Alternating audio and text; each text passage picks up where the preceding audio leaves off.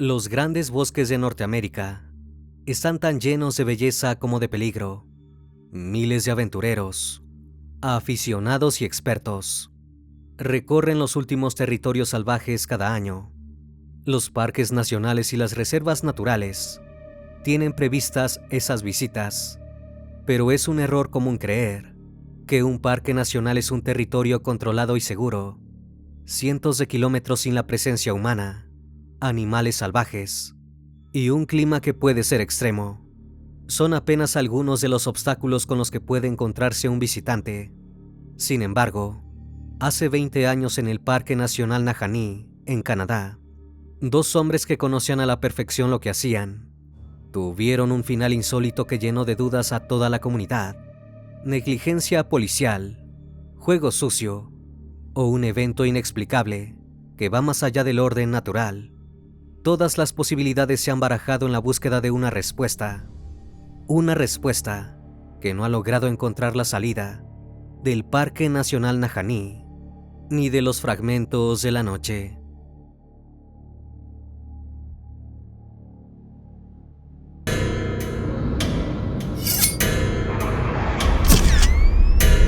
Fragmentos de la noche.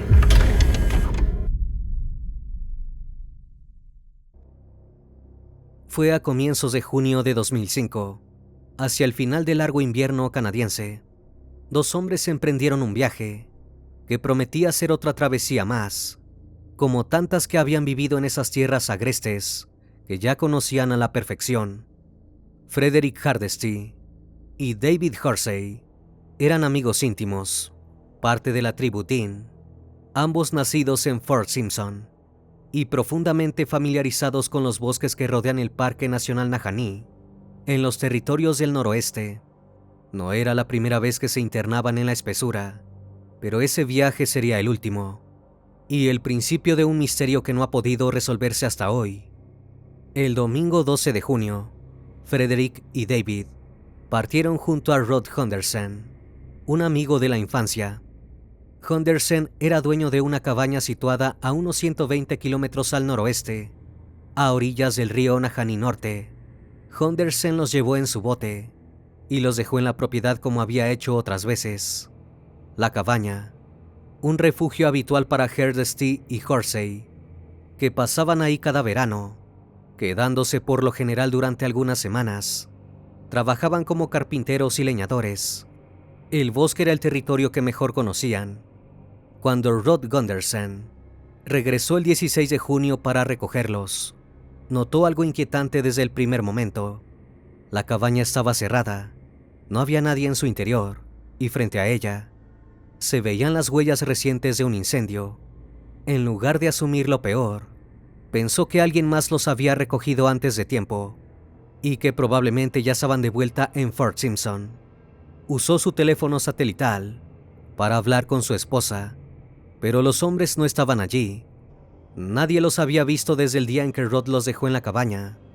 Las autoridades fueron alertadas de inmediato, y la Real Policía Montada de Canadá se involucró formalmente en la búsqueda el sábado 18 de junio. En los días siguientes, se sumaron helicópteros, patrullajes fluviales y un equipo de rastreo terrestres. También participaron miembros de la comunidad local, muchos de ellos voluntarios que conocían la zona como la palma de su mano y habían compartido toda su vida con los dos hombres. Durante la inspección del terreno, nada parecía encajar, y el primer hallazgo no parecía tener sentido. Un zapato y un calcetín, pero a 4 kilómetros río abajo, también había huellas de osos y lobos, pero las pisadas humanas no sugerían huida, sino una caminata pausada. Más adelante, se halló un envase vacío de acelerante de fuego, y no solo se confirmó el incendio frente a la cabaña, sino también otro a orillas del río. En el interior de la vivienda había armas, cigarrillos, comida y leña, todo lo necesario para sobrevivir en el bosque. No había indicios de un ataque, una pelea o un robo, solo el hecho de que los dos hombres habían abandonado el lugar para desaparecer.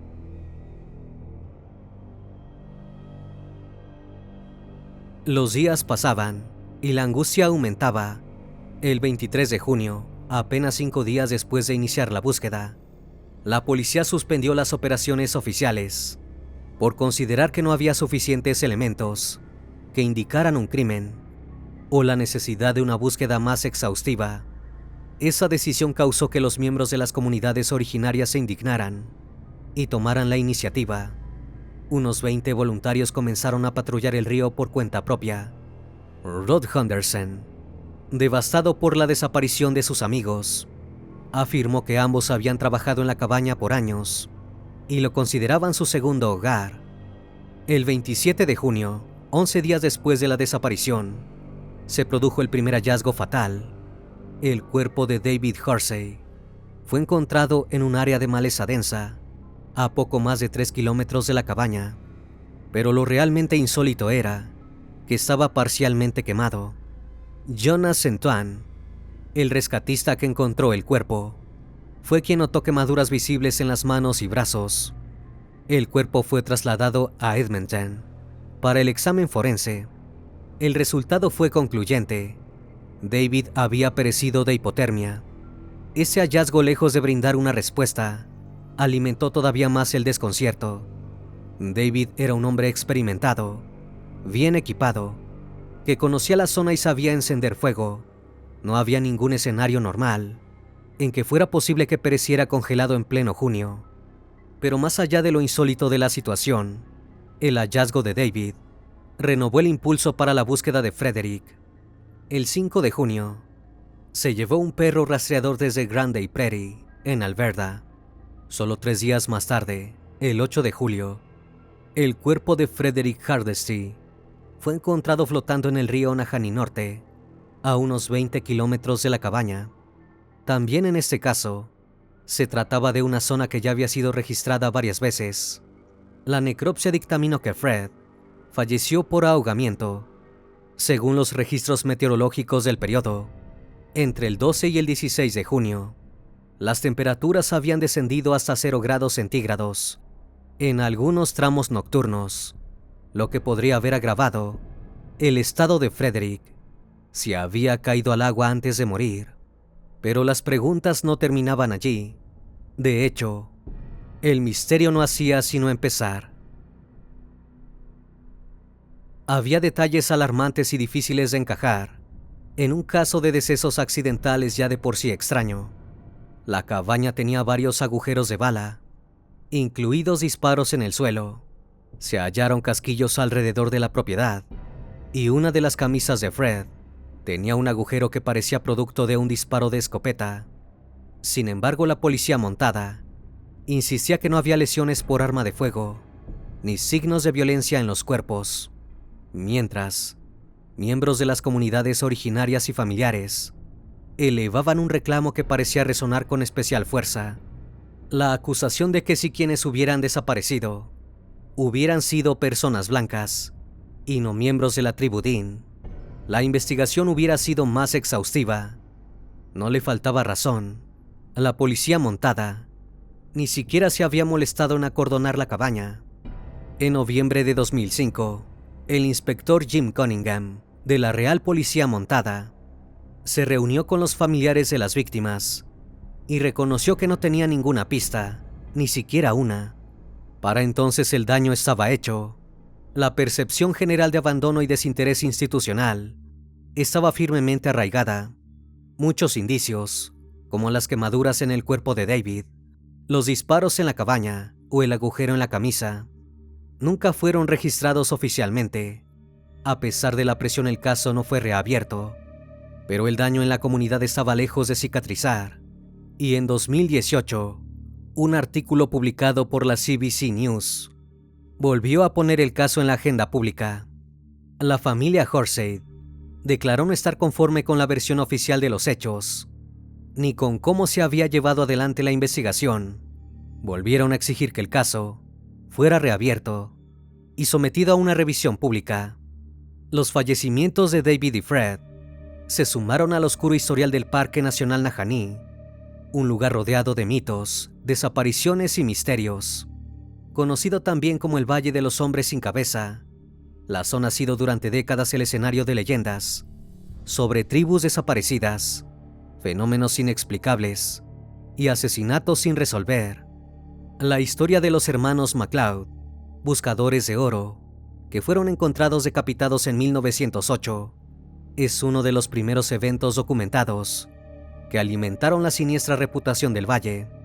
A ellos se suman relatos orales de la misma tribu Din, quienes hablaban de la tribu Najá, una comunidad guerrera que habitaba las montañas y desapareció de forma repentina, dejando atrás solo silencio y temor.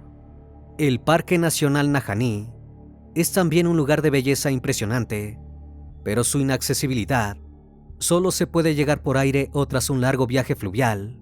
Contribuye a los rumores y al misterio que lo envuelve.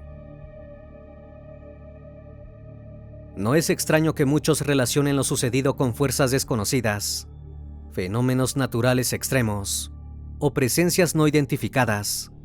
Más allá de cualquier especulación sobrenatural, la realidad es que dos hombres experimentados, sanos y con todos los recursos para sobrevivir en la naturaleza, abandonaron su refugio sin armas ni alimentos y terminaron sin vida a pocos kilómetros de allí, uno congelado entre los árboles, el otro ahogado en un río helado.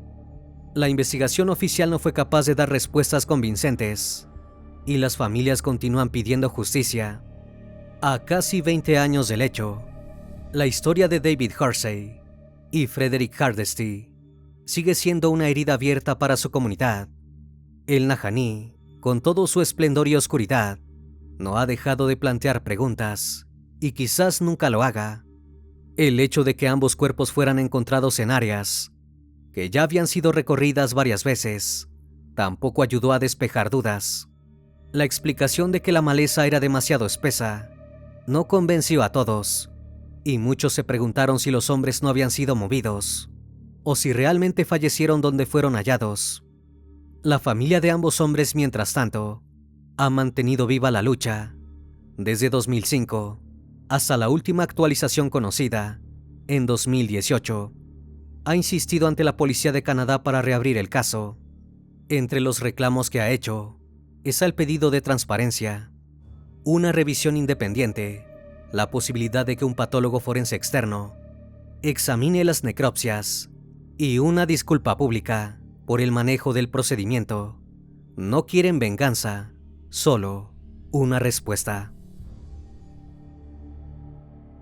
A lo largo del tiempo, el silencio oficial en torno al caso ha alimentado no solo la frustración de los familiares, sino también la proliferación de teorías, desde foros online dedicado a lo extraño, hasta documentales de investigación independientes.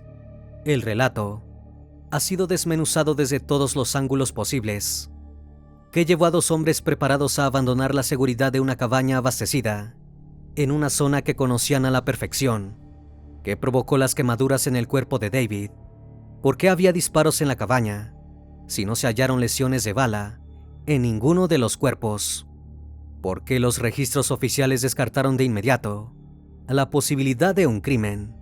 Los nombres de David Hersey y Frederick Hardesty resuenan todavía en las comunidades originarias del territorio canadiense.